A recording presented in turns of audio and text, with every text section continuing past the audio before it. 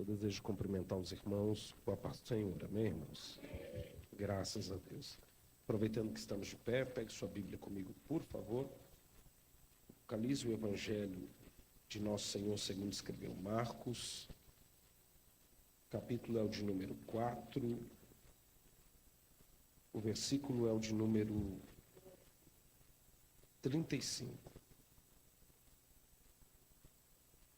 Enquanto você localiza, Marcos 4, 35, eu quero ser grato ao nosso bom e eterno Deus, que nos concede o privilégio de estarmos aqui na presença do Senhor mais um dia, para juntos tomarmos o número daqueles que adoram a Deus. A Ele toda a honra, toda a glória e todo o louvor. Estender os meus agradecimentos à pessoa do pastor André, Deus abençoe. Obrigado pelo carinho, pela confiabilidade de nos ceder a tribuna para podermos falar a palavra de Deus. A missionária Conceição, obrigado pelo carinho, tá? Por nos oportunizar, nos convidando, confiando assim no nosso ministério. Deus abençoe. Ela fez menção do meu companheiro de missões, o Miguelzinho, mas ele já tem faltado muito na creche para me acompanhar. A gente viaja, ele viaja. Meu companheiro de missão, ele diz: pai, eu sou sua equipe. Ele disse: a equipe hoje vai para a creche. Foi meio contrariado para a creche, mas levou a Bíblia para a creche. Essa foi bênção. Deus abençoe. Quem achou o texto bíblico, diga amém, irmãos. A epígrafe, esse título em negrito aí, diz assim: olha, Jesus acalma uma tempestade. Versículo 35.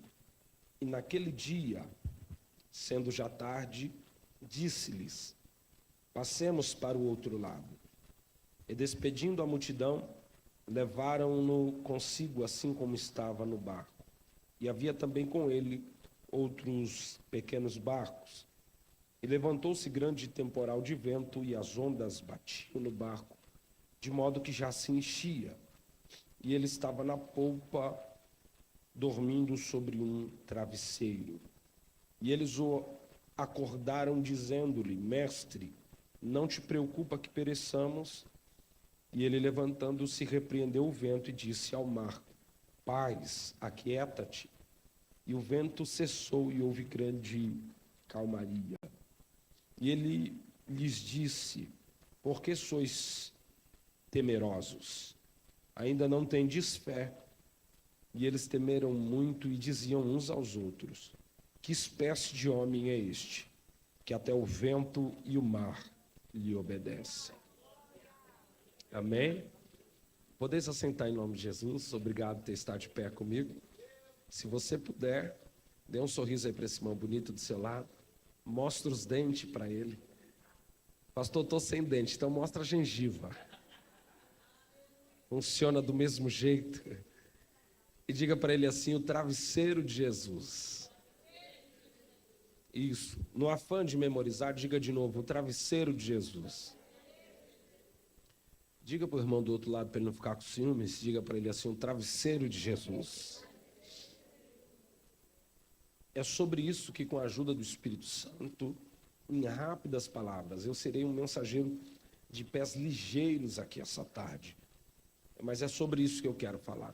Eu confesso aos irmãos que por muito tempo esse travesseiro me incomodou bastante.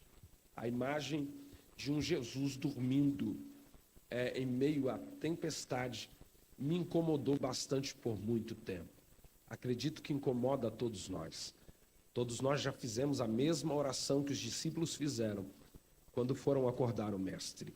O Senhor não se importa, o Senhor não nos ama, o Senhor não está envolvido com o nosso problema, porque um Jesus dormindo, enquanto os discípulos estão desesperados, incomoda bastante.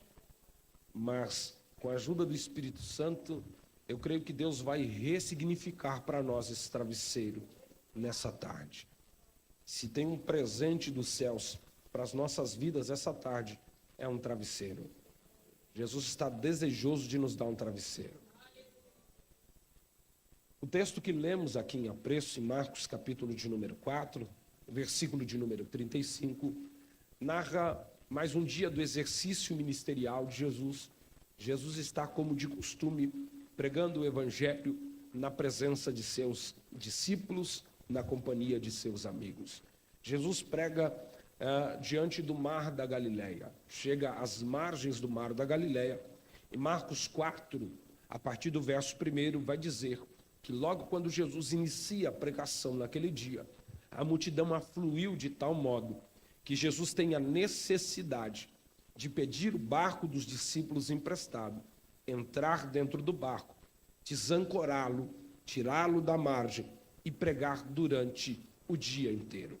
O capítulo de número 4, verso 35, o narrador diz que já era tarde naquele dia. E se corroborarmos que Marcos escreve o evangelho que traz o seu nome, o evangelho de Jesus, mas que traz o seu nome, segundo a ótica e os conselhos e a narrativa de Pedro, nós vamos entender também que quem está narrando aqui essa história é oriundo do mar da Galileia. Haja vista, todos os discípulos de Jesus, com exceção a Judas, eles eram galileus, oriundos dessa região. E quem está falando aqui, que já era tarde naquele dia, é alguém que conhecia muito bem a região geográfica, conhecia muito bem o mar da Galileia e tirava do mar da Galileia o seu sustento. Quem está dizendo aqui que já era tarde, trazendo a conotação que não era próprio para uma viagem, para sair dali, haja vista que o mar da Galileia estava rodeado de montanhas e não era obstante, não era incomum, às vezes que tempestades de vento atingiam aquele mar, devido à cordilheira que seguia o desaguar, a nascente desde sua montanha, atravessando o Rio Jordão até chegar no Lago de Tiberíades, Lago de Genezaré, ou Mar da Galileia, que é o mesmo lugar. Os ventos que vinham seguindo aquela cordilheira chegavam no Mar da Galileia com muita força. E não era obstante, às vezes, que as tempestades de vento, a Bíblia diz que não foi uma tempestade comum, foi uma tempestade de vento. Nós temos na nossa mente a ideia de que tempestade, ela vem acompanhada de chuva forte, céu fechado, noite escura.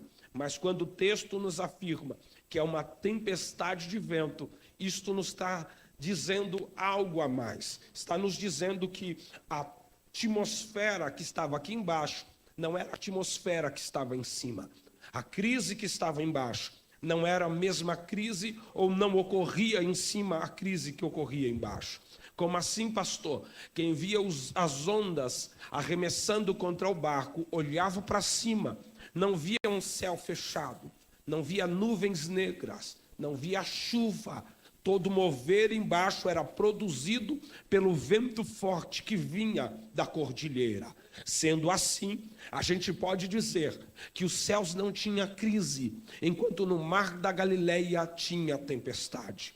Quem olhava para cima via calmaria, quem olhava para baixo via tempestade.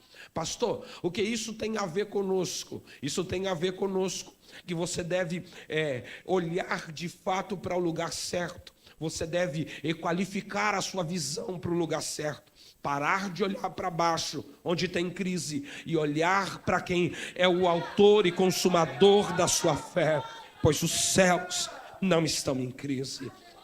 A Bíblia Sagrada diz que o narrador está dizendo, já era tarde, Jesus pregou o dia inteiro. E Jesus era um pregador diferenciado, diferente de nós outros, Jesus era um pregador diferenciado. A psicologia diz que a mente humana não consegue absorver mais de 15 a 18 minutos de um sermão, uma prédica, uma palestra. No mais disso, o seu subconsciente vai começar a trabalhar.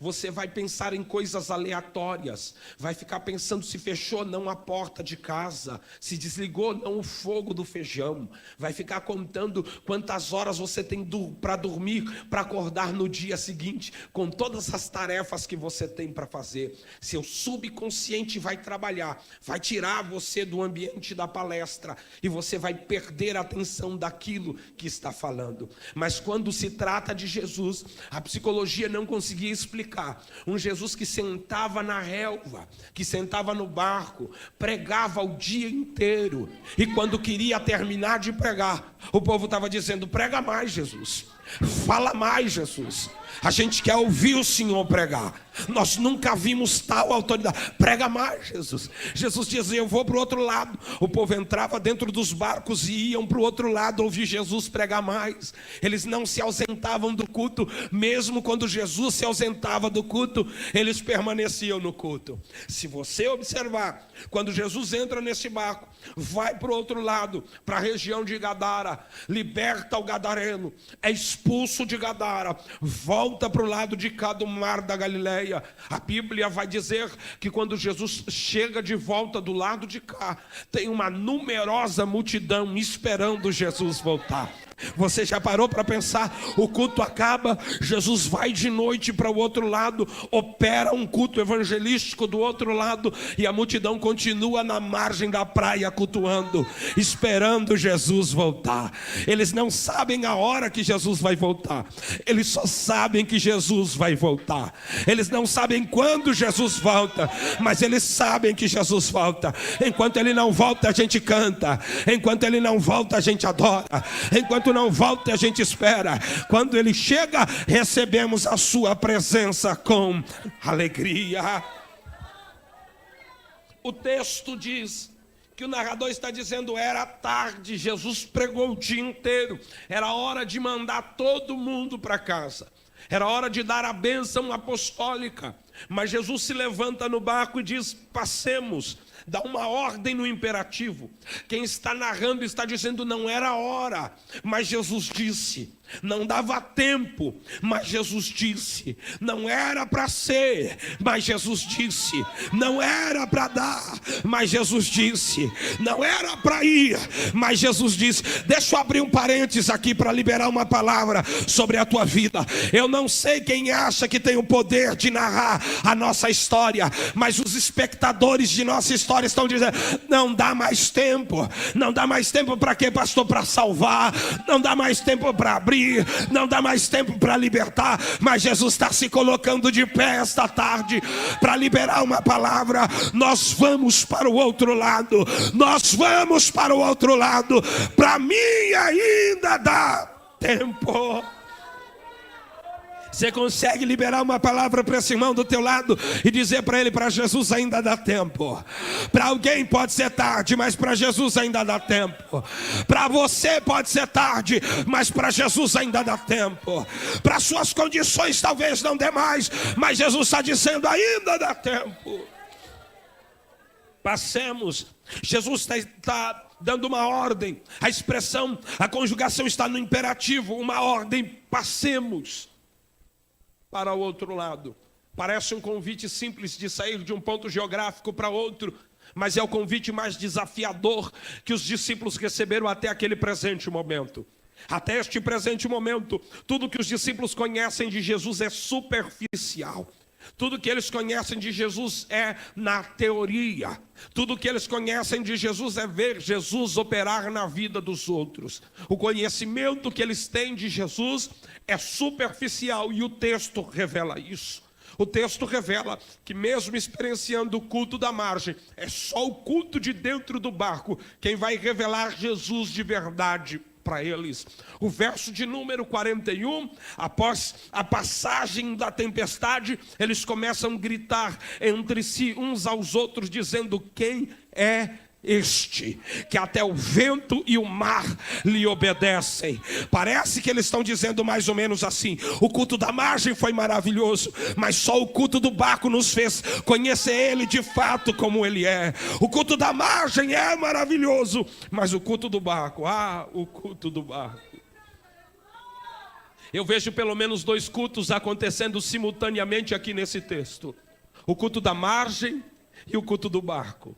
Pastor, como é que o senhor pode provar que tinha um culto acontecendo dentro do barco? É porque Jesus entrou no barco logo quando chegou.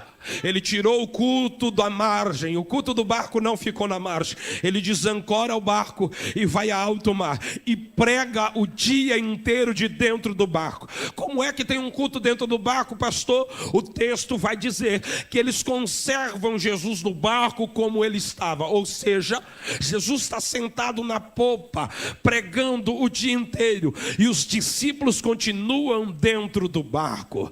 Enquanto tem gente cultuando na margem, os discípulos cultuam dentro do barco. Enquanto tem gente recebendo na margem, os discípulos recebem dentro do barco. Enquanto tem gente adorando na margem, os discípulos estão adorando dentro do barco. O convite ou a ordem de Jesus não é para quem está na margem. A ordem de Jesus é para quem está dentro do barco. A ordem de Jesus não é para os espectadores que estão recebendo dentro lá da margem, mas aqueles que estão dentro do barco. Hoje, esta tarde, a proposta de Jesus para nós é abandonarmos o culto da margem e adentrarmos para dentro do culto do barco. Como assim, pastor? Calma que eu te explico. Jesus diz: passemos para o outro lado. Entenda aqui, Jesus vai dar uma ordem, e a partir da ordem de Jesus, toda a ação aqui passa a ser dos discípulos. Quem despede a multidão, os discípulos. Quem conserva Jesus no barco, os discípulos. Quem desancora o barco para Jesus pregar, os discípulos. Ei, não é Jesus o pastor do culto? Então por que quem tem que dar a bênção apostólica é os discípulos? É muito simples. É porque são eles que têm que decidir que tipo de culto eles vão participar. Se vão participar do culto da margem ou se vão participar do culto do barco. Eles precisam tomar uma decisão. Entenda aqui, não existe problema nenhum no culto da margem. O culto da margem é maravilhoso. É Jesus quem está pregando. É Jesus quem está curando. A palavra é boa. Os hinos são bons. A presença de Deus é real. Não tem problema no culto da margem, mas tem diferença. Não tem problema, mas tem diferença. Qual a diferença, pastor? É uma só. O culto da margem acaba. O culto da margem termina. O culto da margem tem hora para terminar. E o culto do barco, pastor, ele vai um pouco além. Ele vai para o outro lado. Ele vai um pouco mais. Deixa eu liberar uma palavra para quem acredita. O culto na sua vida não vai acabar hoje aqui no templo. Ele vai um pouco mais contigo. Ele vai lá para dentro da tua casa. Ele vai lá para dentro da tua família. Ele vai adentrar um pouco mais. Oh, Oramacando Releie. Eu estou sentindo presença de Deus na casa. Eu estou sentindo presença de Deus na casa. Para atender a chamada de Jesus, para ir do outro lado, o que parece uma tarefa simples, mas é a mais desafiadora de todo o ministério. Eles têm que tomar uma atitude. Porque é desafiador, pastor. Porque do outro lado está a região de Decápolis. A sua palavra, que é originária do latim, já revela tudo. Deca, 10, polis, cidade. Uma região de 10 cidades, litoraneada pela cidade de Gadara. A primeira cidade de Gadara, que ficou mundialmente conhecida por conta do seu morador ou de seus moradores que tinham a possessão demoníaca de uma legião. Eram possuídas de tal força que quebravam correntes, batiam em guerreiros, e a cidade passou a ser polo turístico por causa disso. Os guerreiros desafiavam os poderes demoníacos daquele jovem, e as pessoas iam só para ver ele quebrar correntes. As duas maiores fontes de renda daquela cidade era, primeiro, o cultivo e criação de porcos, segundo, o turismo provocado por causa daquele jovem. Em um culto evangelístico só, Jesus quebra o PIB da cidade. Em um culto evangelístico só, o PIB da cidade vai a zero. Por quê, pastor? Porque Jesus permite que os demônios entrem nos porcos e expulsa o demônio da vida daquele jovem. Ai, ai, ai, os porcos se precipitam sobre o mar da Galileia e Jesus liberta a vida daquele jovem. Os magistrados se reúnem e estão preocupados. Se Jesus fizer mais um culto desse, não tem mais cidade, não tem mais fonte de renda, não tem mais. Bora mandar Jesus embora daqui. Eles estão preocupados com o retorno e Jesus está preocupado com as almas. Eles estão preocupados com e Jesus está preocupado em libertar. Há uma grande discussão teológica, pastor André. Por que Jesus permitiu que os demônios entrassem no porco? Já que foi uma devastação total. E é muito simples entender. Jesus precisava mostrar para todo mundo que o reino espiritual era verdade, que quem possuía aquele menino era o mesmo que possuía os porcos, que havia uma força demoníaca em ação. Segundo propósito de Jesus é mostrar para eles o valor de uma alma. Jesus está dizendo: uma alma vale mais do que o PIB inteiro de uma cidade. O PIB da cidade de Barueri não pode pagar o valor de uma alma. Oh, você quer entender quanto vale a tua alma? Você quer entender o quanto vale a alma da tua família? A cidade de São Paulo inteira e o seu PIB não paga o valor de uma alma. O estado de São Paulo não paga o valor de uma alma. O PIB do Brasil não paga o valor de uma alma. Jesus veio libertar aqueles que estavam presos em prisões. Com isso eu posso profetizar aqui de olho aberto. A proposta de Jesus é levantar-te para falir os projetos do diabo. A festa que o diabo estava dando em Gadara, nunca mais. A festa que o diabo estava dando em Gadara, nunca mais. A festa que o diabo está projetando contra a tua família, nunca mais. Jesus está convocando os seus discípulos. Passemos. Pega na mão desse irmão bonito do teu lado aí, sacode ele essa tarde e diz: a ordem de Jesus é: passemos.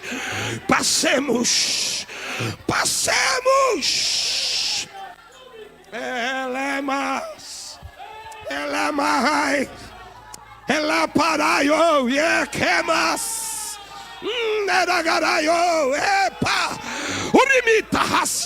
Eu estou sentindo presença.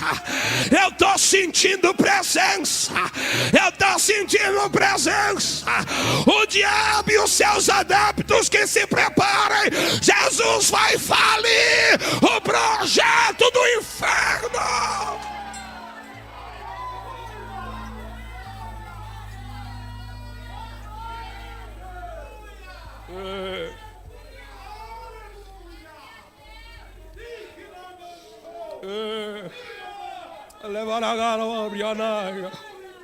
É o convite mais desafiador da vida dos discípulos. Passemos. Mas para atender o convite, eles têm que tomar algumas atitudes. A primeira começa no início do culto. Qual, pastor? Eles vão desancorar o barco para Jesus tirar o barco da margem. Jesus não gosta de culto na margem. Pastor, o senhor está maluco? Eu vou te provar. Quando Jesus entra dentro do barco, ele não permite que o barco continue amarrado, ancorado. Um princípio náutico básico. Jesus vai para a popa é a parte ré da navegação, onde está o leme, onde está o controle. Jesus vai para o controle do barco. Desancora o barco com um princípio náutico muito básico. Qual, pastor? Barco ancorado, quem manda é o proprietário. Barco ancorado, quem decide é o dono. Barco desancorado, quem tem a maior autoridade é o capitão. Quando o barco está desancorado, o proprietário não manda mais. Quem manda é o capitão. Parece que eu vejo Jesus olhando para os discípulos e dizendo assim: ó, eu quero levar vocês para uma experiência mais profunda, mas ancorado eu não fico no seu barco, porque ancorado é você que manda, desancorado sou eu que mando.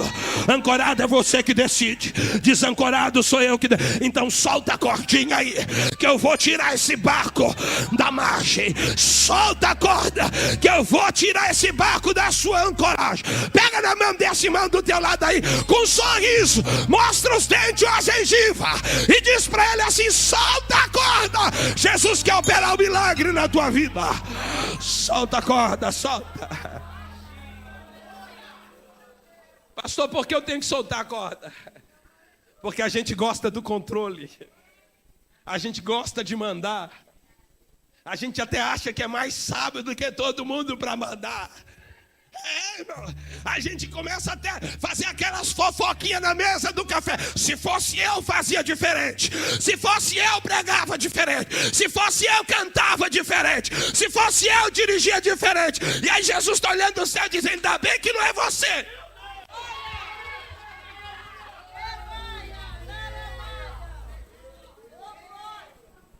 Dá um sorriso aí para esse irmão do teu lado e diz para ele: solta a corda. A gente gosta de mandar, irmão. Lá dentro da tua casa é uma briga terrível para ver quem é que manda. Não, na minha casa quem manda sou eu. Aí a varoa diz assim: ah, eu deixo ele pensar que manda. Briga besta, porque se a gente soltasse a corda e deixasse quem pode mandar de verdade, não tinha problema. Porque quem pode mandar de verdade é aquele que sabe o teu futuro, é aquele que conhece a tua história, é aquele que quer estar na direção do teu barco. Para viver milagre com ele, tem que soltar a corda. Ei, e nós brasileiros, em princípio, temos que fazer uma coisa a mais: soltar a corda e entregar o nariz. Por quê, pastor? Não sei, não é você que diz que quem manda no seu nariz é você? Então está na hora de entregar o nariz para Jeová também. Está na hora de soltar a corda da embarcação. Jesus quer tirar você da margem. Jesus quer te levar para um nível espiritual mais profundo. O culto da margem é maravilhoso, mas o culto da margem é superficial. O culto do barco é um culto de revelação, é um culto de manifestação, é um culto onde você vai conhecer a deidade. Quem é esse? Só Deus faz. Só Deus faz. Só Deus faz. Só Deus. Primeira coisa, eles têm que soltar a corda. Segunda coisa que eles precisam fazer: despedir a multidão. Parece que eu vejo os discípulos olhando para os companheiros do lado dizendo assim: ó, dá licença, culto acabou, pode ir para casa. Vai comer, vai dormir, vai fazer o que você quiser, mas eu vou um pouco mais com ele. Eu vou um pouco a mais com ele, porque ele está me convidando para ir para o outro lado. Não dá para viver as experiências com Deus se for para nós continuarmos seguindo a multidão.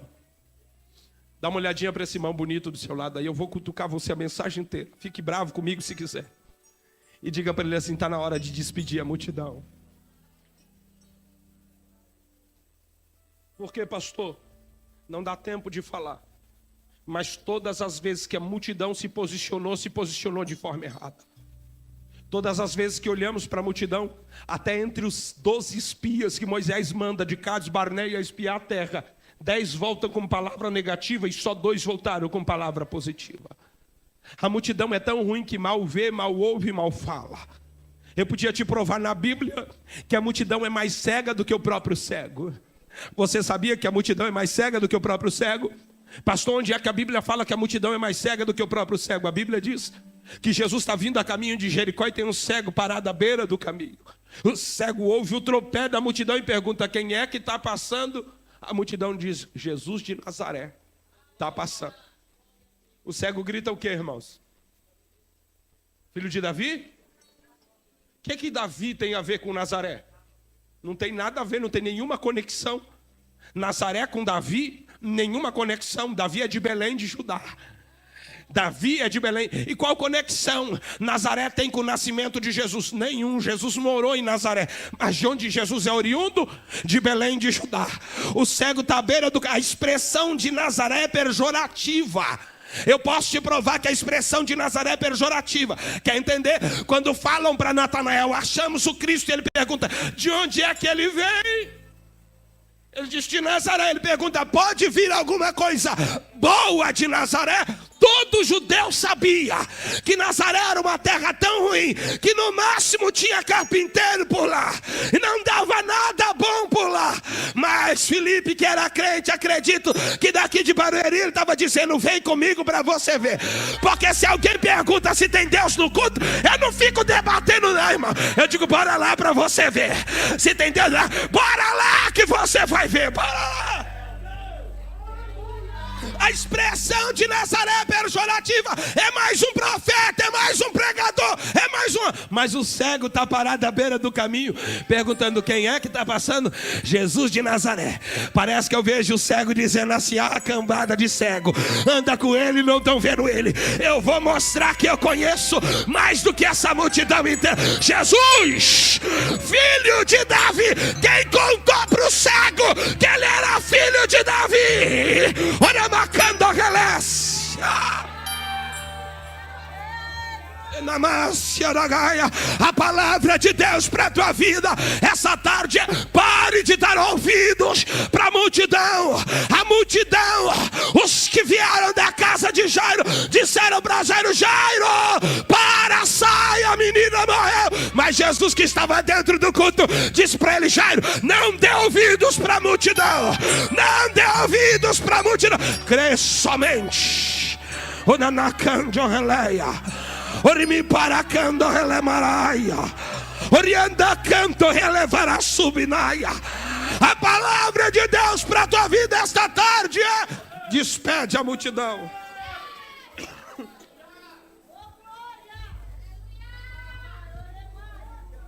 Por quê, pastor? Muito simples. O barco é pequeno, 8 a 9 metros quadrados, lotação máxima 13 a 15 homens adultos. E ainda tem um deles que está deitado na polpa. Não entendi, pastor. Jesus está fazendo um convite que não cabe espectador. Jesus está fazendo um convite que só cabe discípulo.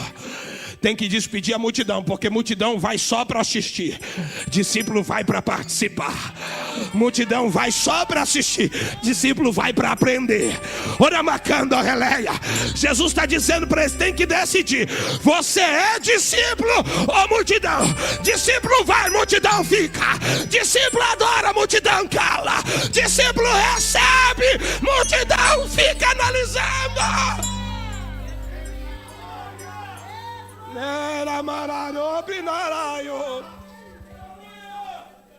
Eles despedem a multidão. Terceira coisa que eles fazem, terceira coisa, conservar Jesus no barco. Jesus passou o culto inteiro no barco. Já pensou, irmão? Passar o culto inteiro com Jesus e na hora de ir embora deixar Jesus em outro barco? Você já pensou?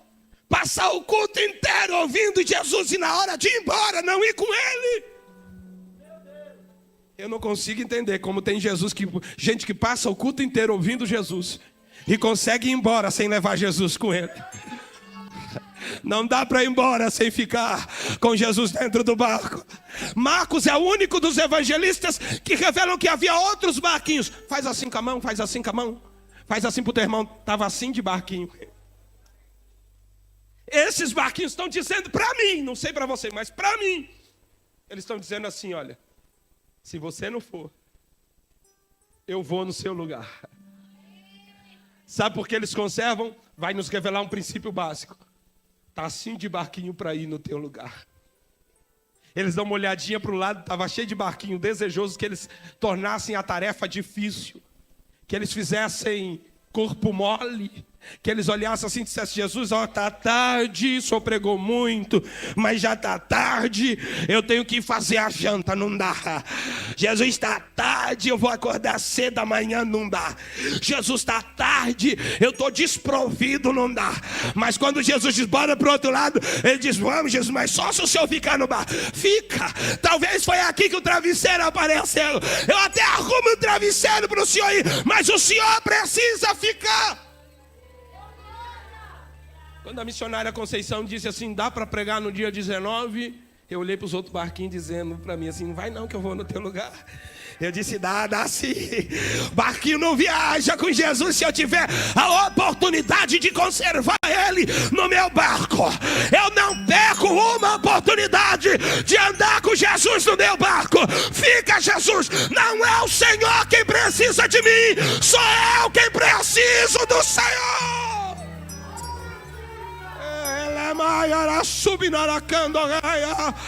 Ei, irmão, se você não adorar, tá assim de barquinho para adorar no seu lugar. Se você não quiser, tá assim de barquinho querendo. Se você não for, tá assim de barquinho querendo ir no seu lugar.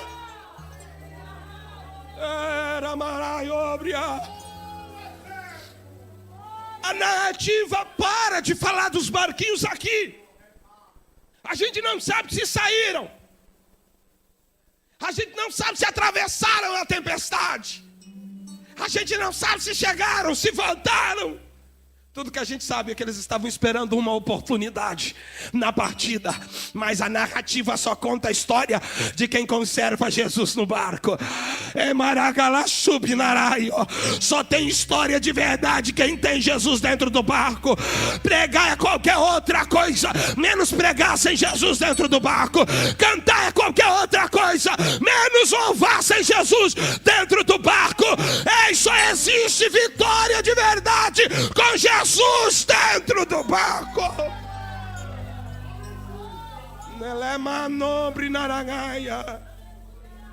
Eu encerro a mensagem aqui agora. Bíblia fechada.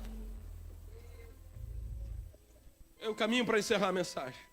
Gosto de falar, o som ajuda, a igreja é uma benção, mas eu vou parar.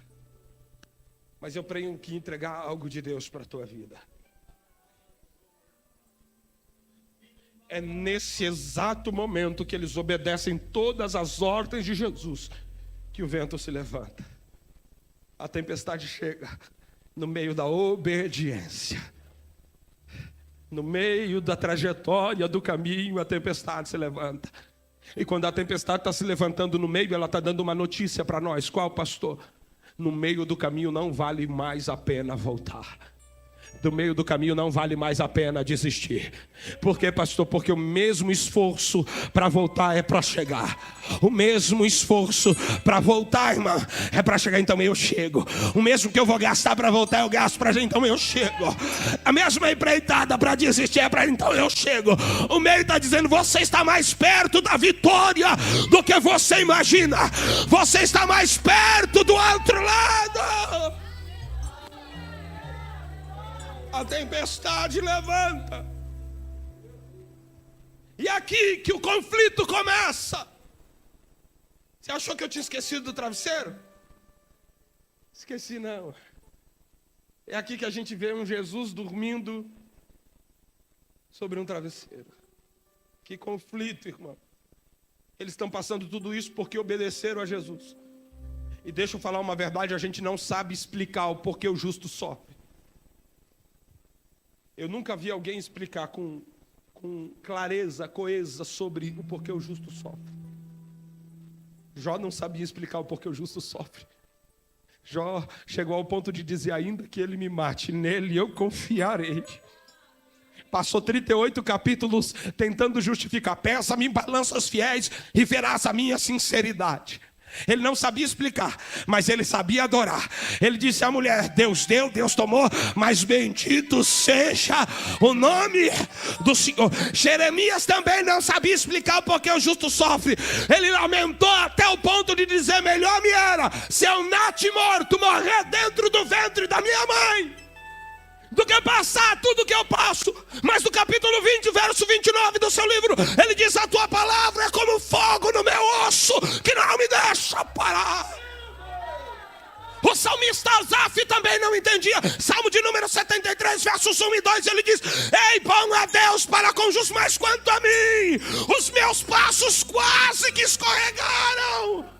Quando eu vi a prosperidade do ímpio, enquanto o justo sofre. Mas no versículo de número 17 ele grita: até que entrei no santuário do Altíssimo. Foi até que eu entrei na presença. Foi até que eu entrei na presença. Foi até entrar no santuário. Nem Jesus sabia explicar direito. Pastor, o senhor está maluco?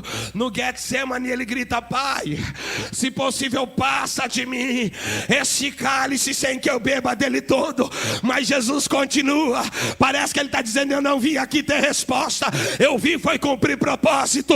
Todavia, não seja feita a minha, mas a tua vontade, ó Deus. Paulo também não entendia. Ele tinha um espinho na carne. Paulo tinha um espinho na carne dizendo: Deus, tira. Tem um enviado de Satanás batendo na minha cara. Deus responde. Aí a resposta de Deus para Paulo é: Paulo, você não precisa de milagre. Você não precisa que eu tire o espinho. Você não precisa de... O que você precisa é de graça. A minha graça te basta. A minha graça. Ou pega na mão desse irmão do teu lado, diga para ele que você precisa de graça. O que você precisa é de... a graça de Deus vai te envolver. A graça de Deus vai te envolver. A graça de Deus. A graça. Pastor André, a gente precisa da graça. É a graça, missionária Conceição, que nos mantém de pé. É a graça. É a graça. É a graça. É a graça. É a graça que nos mantém, a graça. Elemanai, obra.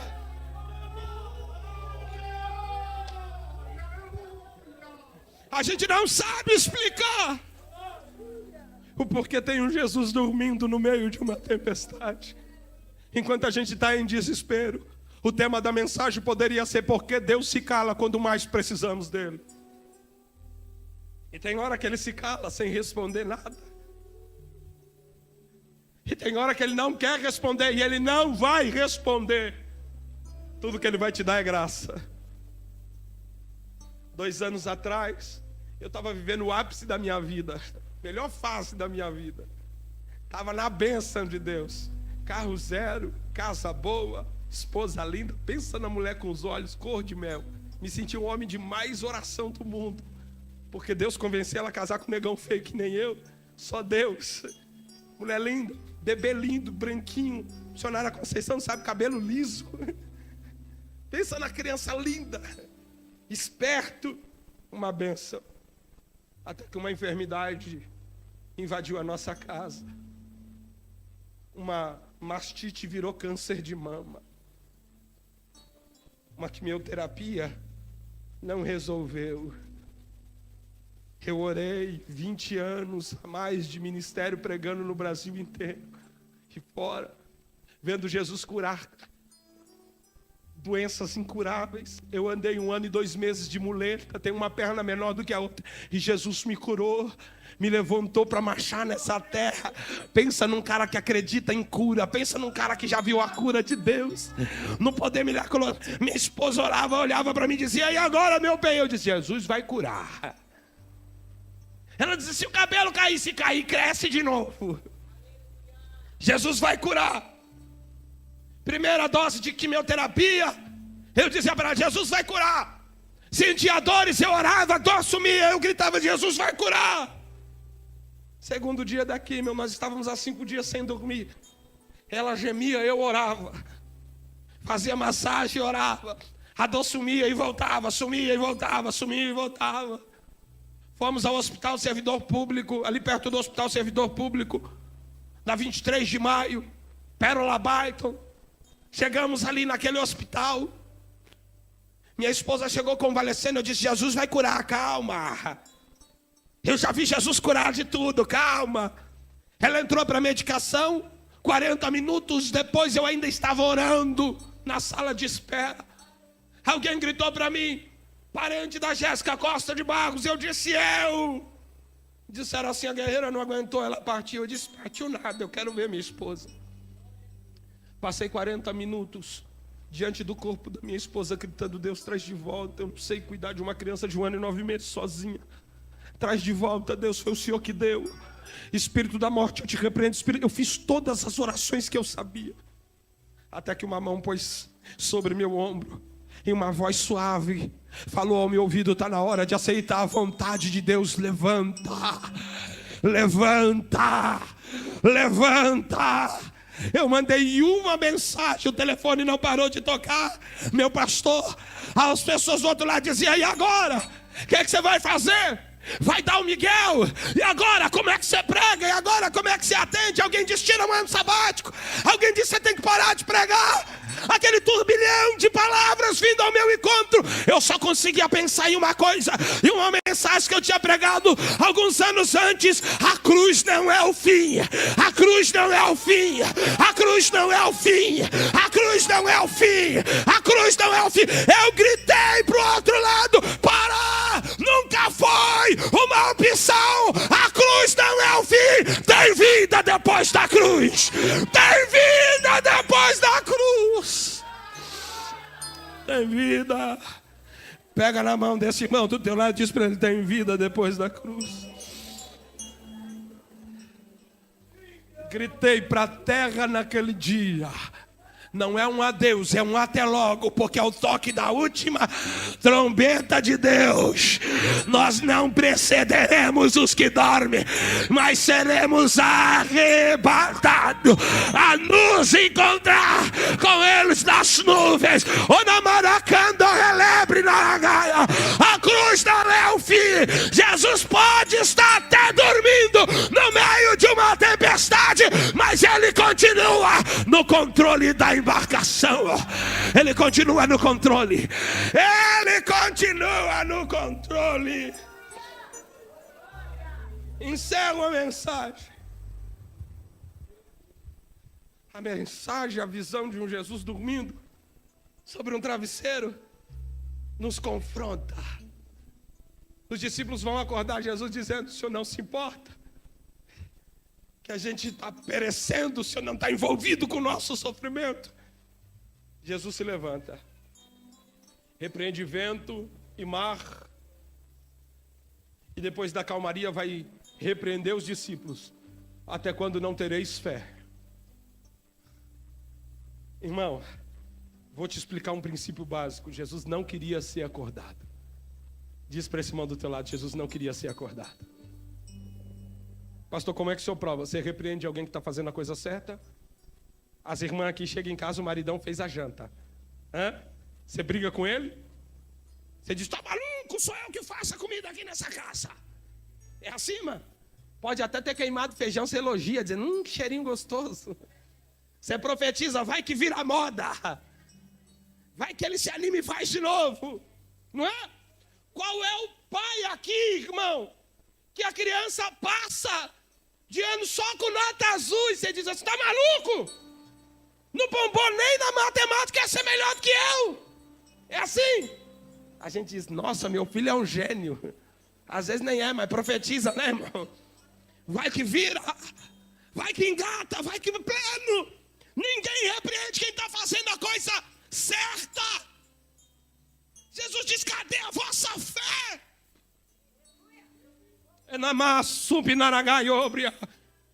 Jesus não queria ser acordado. Acordar Jesus é a coisa errada. Tá bom, pastor, é a coisa errada a se fazer? É. Então era para eles acalmar a tempestade? Também não. Versículo de número 41, ele diz: quem é esse? Que tipo de homem é esse? Que até o vento e o mar ele manda e obedece. Eles estão dizendo: só Deus é quem faz, só Deus é quem pode, só Deus é quem consegue, só Deus é quem realiza. Pastor, não é para acalmar, não é para acordar, é para mudar a direção? Também não. Jesus está dormindo Na polpa, na direção. Jesus está dizendo, na direção você não toca. No controle você não toca. Parar não é uma opção. Voltar não é uma opção. Você não está no controle. Pastor, não é para acalmar. Não é para mudar. Não é para acordar. É para fazer o quê, pastor? A única coisa que discípulo pode fazer. A única coisa que discípulo foi chamado para fazer. Qual é a definição básica da palavra discípulo? Aquele que imita, aquele que segue, aquele que pisa nas pisaduras do seu mestre. O que é que Jesus está fazendo naquela embarcação? Jesus encontrou um travesseiro e foi dormir. Tudo que Jesus queria era ensinar a maior lição da vida dos discípulos. Vocês precisam aprender a lição de dormir no meio de uma tempestade. Vocês precisam descansar no meio dessa tribulação. Jesus está olhando para eles dizendo, eu vou ensinar vocês a dormirem no meio da tempestade. Como assim, pastor? Está uma luta terrível, o crente está cantando. Está uma prova ferrenha, o crente está adorando. Está tudo desmoronando e o crente está dizendo, é só vitória. Jesus está no barco, Jesus está no controle. Está desempregado, mas está na tarde da bênção. Anaracando relébria.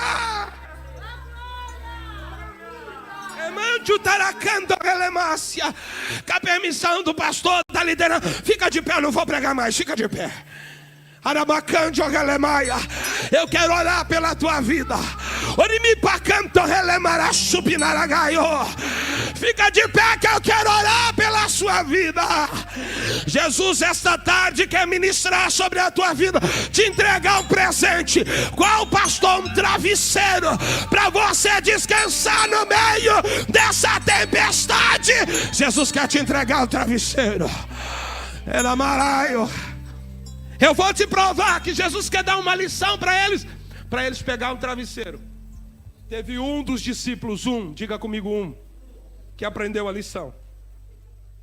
Pegou aquele travesseiro de Jesus e andou o resto do ministério com o travesseiro debaixo do braço. Não largou o travesseiro para o resto da vida. Quem, pastor? Atos dos Apóstolos, capítulo de número 2, a Bíblia diz que Herodes matou a Tiago. Virou para Pedro e diz, amanhã quem morre é você. Amanhã você morre.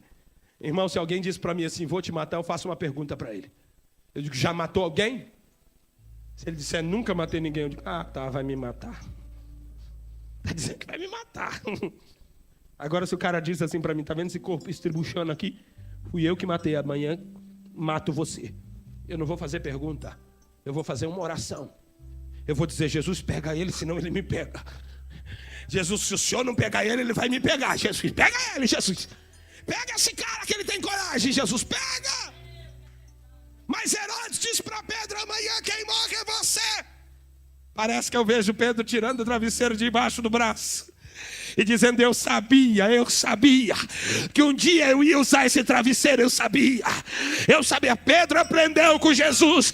Jesus disse naquela noite, nós vamos para o outro lado. O vento não impediu, a tempestade não impediu, a água não impediu, a falta de fé não impediu, eles chegaram. Pedro pega o travesseiro e olha, e está dizendo, Herodes diz que acabou, Jesus diz que ainda só está começando. Herodes diz que eu não prego, Jesus diz que eu vou pregar até ficar velho. Eu vou dormir. Pedro dormiu tanto que o anjo abriu a cadeia, pôs para fora, e ele só percebeu que não era um sonho quando já estava no meio da rua. Oramacando releia. Eu quero profetizar que você vai encontrar tanta paz para passar por essa tribulação, que você vai dormir tranquilo.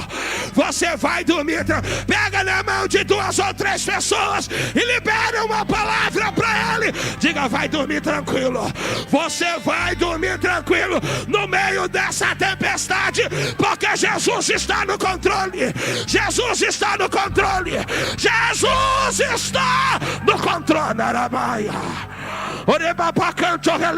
Ó Deus, eu preguei a tua palavra do jeito que o Senhor me deu ordem. Aonde houver um crente aqui que recebe ela como verdade sobre a tua vida, renova ela agora. Entrega sobre a mão deste crente esse travesseiro espiritual chamado confiança.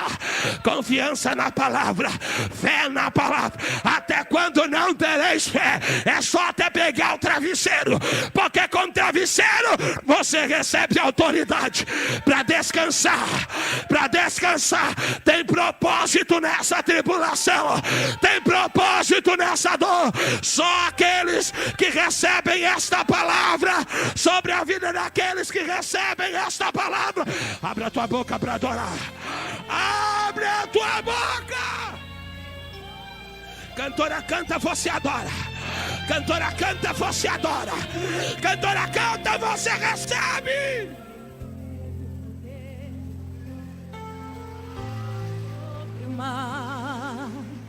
Quem é ele que pode fazer o mar se calar?